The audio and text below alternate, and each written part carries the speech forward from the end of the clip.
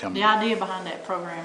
That's a community corrections program. It's great. We lack some things here now, and the reason is that if someone has a drug abuse problem, a drug addiction problem, and they're not a seller, they're a user, and I would probably bet that just about every family in Pocahontas County knows someone who has a drug abuse problem or has been touched by some kind of drug tragedy or alcohol tragedy, that if you send them to jail, when they come back out, they're still an addict. The idea behind this program is that you sentence them and then you say, these are the things you have to do. You get your GED, you get a job, you go to counseling, you take responsibility for your behavior, you pay restitution for whatever was taken or stolen or broken or even worthless checks. You pay that back. If you don't do those things, then you're going to go sit in jail.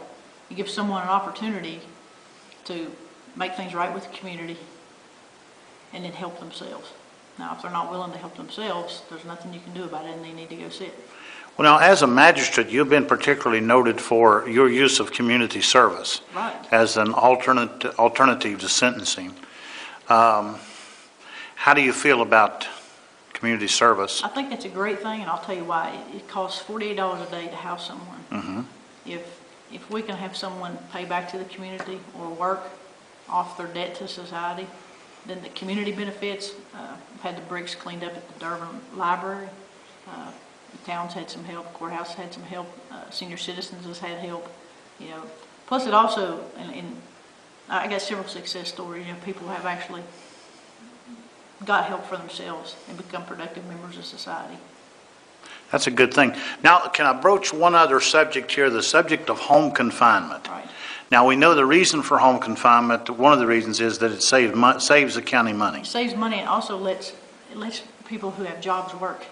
And it goes back to paying that restitution. You know, if you're in jail for 6 months and I've taken $1,000 of your stuff and I'm told to pay restitution, you're not going to get your money back till after you get out of jail, after that person gets out of jail. That's 6 months down the road. So if you're working, you can be placed on home confinement. Now, that's not to say there's not some things that need to be corrected with the home confinement program or the community corrections program, because it needs tightened up some. I noticed in the paper that someone was sentenced or arrested, something like that, for adulterating a body fluid. That was a brand new one, Doshia. I'd never heard of that one before. Basically what that means is that they've altered their drug test. Okay. So they poured something in the pee or something Pretty like much, that? Yeah. Now, I didn't realize just I got to researching the internet that you can fake these pee tests. Oh, yeah, it's very easy, actually. There's several things that can be done, but there's also tests to check for that. So, Oh, okay. yeah.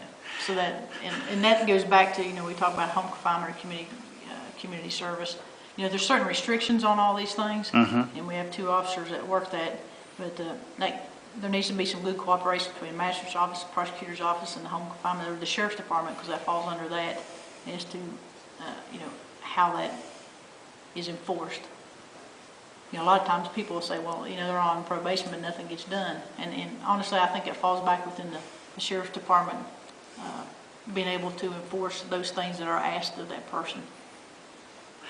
So you feel, Go ahead. as a new sheriff, as a sheriff, you would ensure that home confinement has meaning. Yes. And hopefully that home confinement would also be able to pick up those people placed on probation, because right now they do it, but it's not. It's certainly random, but there would be some kind of structure to this. So do you see home confinement, does home confinement then have a future in our county? Oh, I think it does. I think that people who have jobs, you know, you don't want to take someone's job away. It's nonviolent crimes, okay? We're not talking about violent crimes. Right. Nonviolent crimes, and they have a job, they need to keep their job and be productive.